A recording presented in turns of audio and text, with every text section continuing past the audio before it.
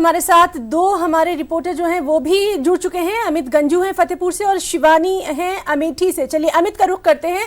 अमित, आपसे जानना चाहेंगे अभी तक का पोलिंग परसेंटेज हम जानना चाहेंगे और साथ ही साथ आपसे ये भी जानना चाहेंगे वहां पर मजमूई तौर पर हालात क्या कुछ रहे।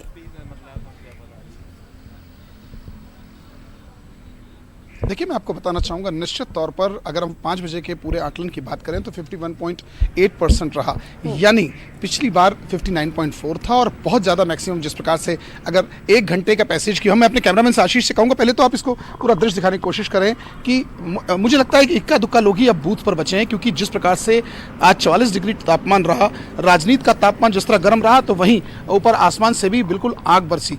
लेकिन इस वोटिंग का कम होने का एक और सबसे बड़ा कारण ये है कि कई लोगों के पास बीएलओ नहीं पहुंचे, जिसके चलते जिन लोगों ने 2017 में विधानसभा में वोट कास्ट किया था या 2014 में कास्ट किया था, और वो इस वोट डालने नहीं जा पाए। और इसके अलावा अगर एक परिवार एक घर में अगर 5 सदस्य हैं तो 3 का एक पोलिंग स्टेशन पर था और बाकी 2 का वहां से 500 मीटर्स या 1 किलोमीटर की दूरी पे। एक तो गर्मी, ऊपर से अधिकारियों की लापरवाही, कहीं ना कहीं जो अवेयरनेस के प्रोग्राम चले किताबों में दर्ज होकर रह गए। अब अगर इस संघर्ष की बात करी जाए, इस राजनीतिक पूरे पैनल की बात की जाए तो देखिए, ये सीट सबसे हॉट सीट इसलिए मानी जा रही थी क्योंकि महामंडलेश्वर, जिसे महामंडलेश्वर की उपाधि दी गई थी, वो यहाँ से सांसद प्रत्याशी हैं, पूर्व मंत्री रही हैं खाद की, और इसके साथ जिनसे उनकी टक्कर थी उसमें राकेश सचान, जो पूर्व में 2009 में यहाँ से मेंबर ऑफ पार्लियामेंट रह चुके थे, मगर तब समाजवादी पार्टी का उन्होंने दामन थामा था, मगर अब जब टिकट नहीं मिली तो उन्होंने हाथ पकड़ के हाथ पे ही लड़ना ठीक समझा। और उसके अलावा अगर अलायंस की बात करें तो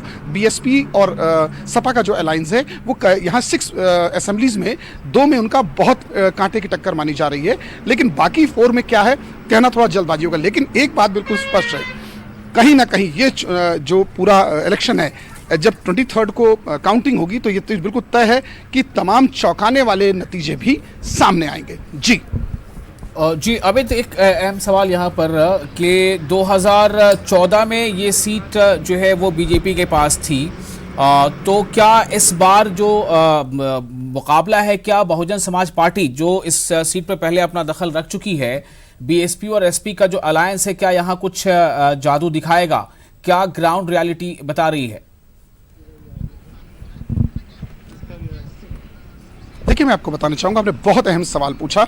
जिस प्रकार से गठबंधन की अगर बात की जाए, यहाँ मुस्लिम्स और एससीज बहुत बड़ा फैक्टर हैं। अगर इस पूरे सीट की हम बात करें लोकसभा की, तो यहाँ मुस्लिम्स भी कहीं ना कहीं एक अच्छे निर्णायक फैसले में अगर जिसकी तरफ जाते हैं उसमें रखते हैं, और इसके अलावा एससीज भी, ओबीसीज का भी अपना एक अच्छा दखल है। जनरल कास्ट के उतने वोट्स नहीं है उसमें, ठाकुर है, छत्री है, बनिया, ऐसे तमाम कास्ट हैं जिनका इसमें। लेकिन अगर ओवरऑल देखा जाए व्यू, क्योंकि जो परसेंटेज जिस प्रकार से first phase, second phase, third phase, fourth phase और उसके बाद इस 5th फेज में जिस प्रकार से ये डिसेंडिंग ऑर्डर में आ रहा है, तो कहीं ना कहीं 51% कोई अच्छा नहीं माना जाता है, क्योंकि घर घर जाके यहाँ रैलियां भी हुई। जिस नेता की रैली हुई उसमें किसी में 40,000, किसी में 30,000, बसपा ने की तो 35,000, यहाँ भाजपा ने की तो 40,000, कांग्रेस के प्रत्याशी ने की तो 40,000।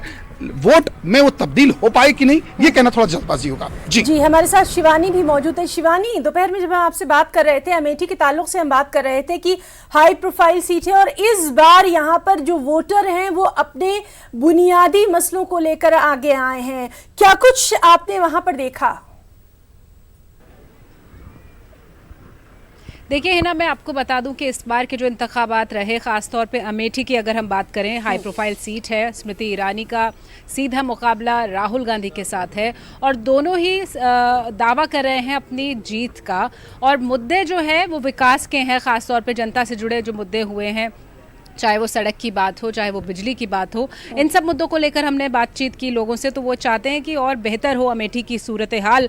लेकिन जहाँ तक एक इमोशनल कार्ड की बात है जिसकी हम बार बार बात कर रहे हैं, जो गांधी परिवार है वो बार बार उस कार्ड को इनकैश कराने की कोशिश करता आया है, और पिछले 6 दशकों में लगातार अमेठी की जनता ने उनको अपना प्यार दिया है, अपना विश्वास दिया है। तो इस बार भी एक्सपेक्टेशन यही है कांग्रेस की तरफ से कि जो पारंपरिक गढ़ रहा है कांग्रेस का, वहाँ एक बार फिर अमेठी की जनता उन पर भरोसा जताएगी। लेकिन दूसरी तरफ बीजेपी का यही रुख रहा है ना कि ये कहा गया कि इतने लंबे अरसे से आप यहाँ अमेठी में हैं, आप यहाँ के सांसद हैं, लेकिन जो तस्वीर होनी चाहिए थी आज अमेठी की वो नहीं हो सकी है, और बेहतर होनी चाहिए थी यहाँ पर जो चीज़ें हैं।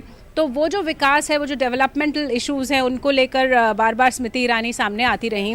अगर हम पोलिंग परसेंटेज की बात करें, बहुत अच्छा नहीं कहा जाएगा। पिछले अगर 3 बजे तक के जो आंकड़े थे उसमें 42 से 43% था, और पिछले 2 और घंटों में अगर हम बात करें तो 50 को छुआ है अमेठी ने। हालांकि अभी और फॉर्मल जो स्टैट्स हैं वो आने बाकी हैं, लेकिन ये ज़रूर कहेंगे कि इस बार का जो मुकाबला है, कोई अंदाज़ा नहीं लगाया जा सकता। मुकाबला कांटे का है, 50-50 वाला मुकाबला है, क्योंकि इससे पहले जब भी चुनाव होता था एक डिपिक्शन ज़रूर किया जा सकता था, एक अंदाज़ा ज़रूर लगाया जा सकता था, लेकिन इस बार ऐसा कुछ नहीं हो रहा है।